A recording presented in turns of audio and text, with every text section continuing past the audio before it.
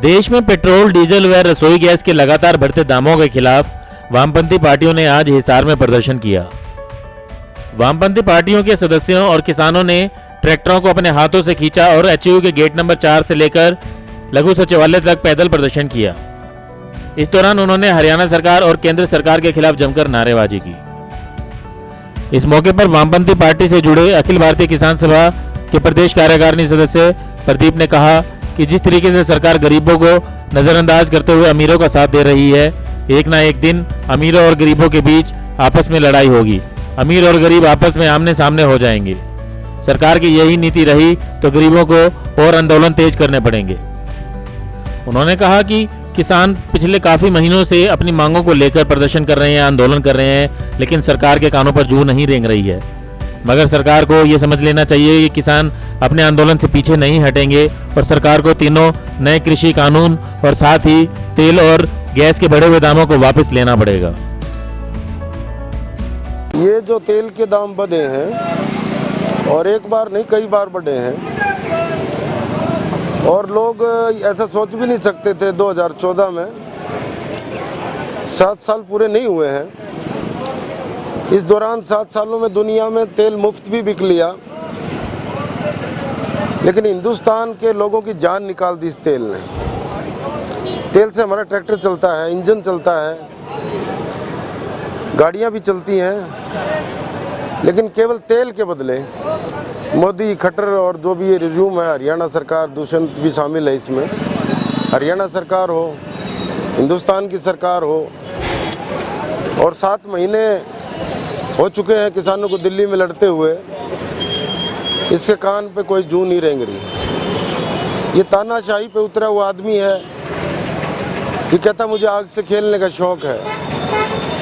किसान पूरे अनुशासन से अपना काम करें, मजदूर भी साथ हैं, आम मेहनतकश भी साथ है, बेटा बेटी भी साथ हैं, भाई बहन भी साथ हैं।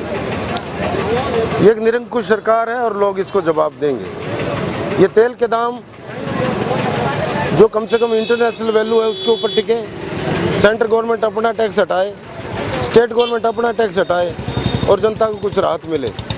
आज इस मांग को लेकर वामपंथी पार्टियों का, किसान मजदूर संगठनों का, आम लोगों का ये प्रदर्शन था।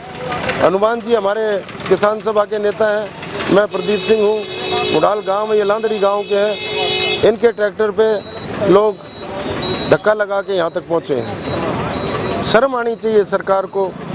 इनके पास ना कोई नैतिक अधिकार है, ना कोई वोट की ताकत है। मालूम है आपको 5 सूबों में इलेक्शन हुआ था, अभी भूल जाते हैं लोग। एक सरकार केरल में वामपंथी पार्टियों की बनी है, बधाई हो, रिपीट किया उसने, लेकिन मोदी साहब को केवल एक सरकार मिली है, यानी कि 5 में से 20%, 5 में से एक सरकार, और फिर इतनी दादागिरी।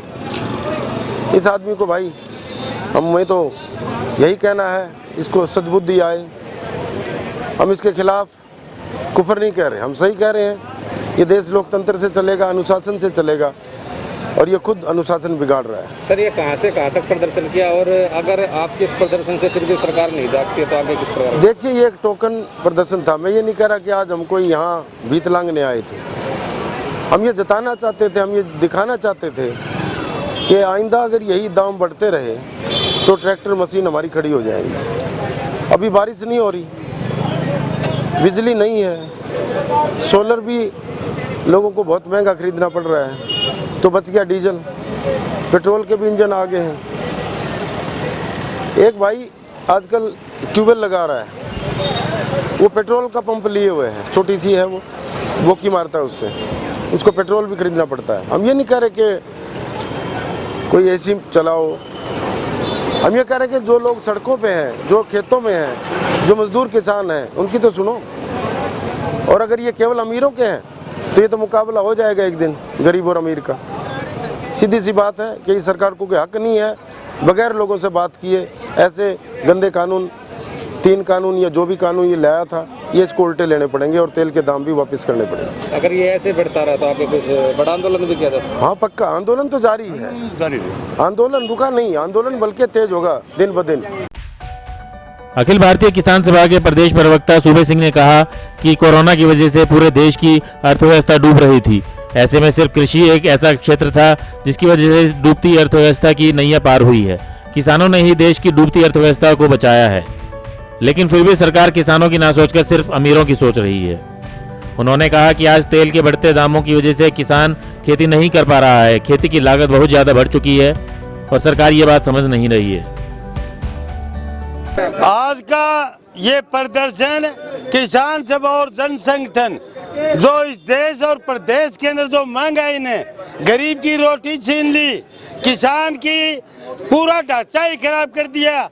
100 रुपये डीजल, अगर मैं इस ट्रैक्टर को लेकर खेत तक जाऊं, 1 किलोमीटर मेरा खेत है तो 100 रुपये का डीजल जलेगा जाने जाने में, वापसी पर 100 का फिर जलेगा। मैं उसकी नड़ाई डुलाई बुआई कैसे करूं? आप ये बताइए। जो 200 रुपये में 1 किलो की सारा काम होया करता, आज 2000 में भी नहीं हो रहा। हम कहाँ जाएं? हम मांग करते हैं कि सरकार से किसान को 50% सब्सिडी डीजल और तेल के ऊपर दी जाए, खाद बीज के ऊपर 90% सब्सिडी दी जाए, ताकि किसानी जीवित रह सके। दुनिया के अंदर कोरोना काल में सारी अर्थव्यवस्था तहस नहस हो गई थी। इस देश को और दुनिया को किसानी ने बचाई थी। आज मोदी सरकार, खट्टर सरकार इस कृषि को भी तहस नहस करना चाहता है। हम ये कहते हैं ये जीवन की रेखा है, 135 करोड़ हिंदुस्तानियों की ये जीवन रेखा है इस देश की अर्थव्यवस्था की। इसको उजाड़ो मत। हम आज 3 किलोमीटर से ट्रैक्टर में तेल नहीं है, खींचकर और वापिस यहाँ इस लघु सचिवालय पर प्रशासन के आगे खड़ा करने के लिए आए हैं। अगर आज का इस सांकेतिक प्रदर्शन से सरकार नहीं चाहती तो हम हज़ार ट्रैक्टर हिसार जिले के लाकर इस लघु सचिवालय के आगे कुछ ही दिनों में खड़े कर देंगे और उसकी सारी जिम्मेवारी सरकार की होगी, किसान की नहीं होगी। ब्यूरो रिपोर्ट, नई ताज़ा न्यूज़, हिसार। लेटेस्ट वीडियोस के लिए सब्सक्राइब करें हमारा चैनल नई ताज़ा न्यूज़ और दबाएं बेल आइकॉन ताकि आप मिस न करें कोई भी अपडेट।